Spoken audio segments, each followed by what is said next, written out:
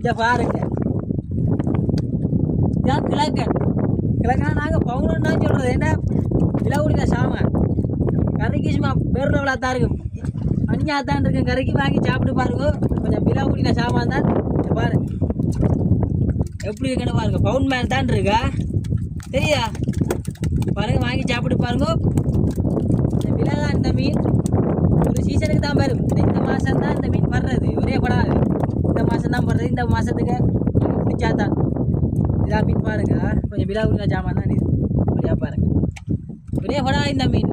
இந்த 4ஆம் மாதம், இந்த மாதம் தான் வர்றது, இந்த மாதம் கடைசிக்காம வர்றது.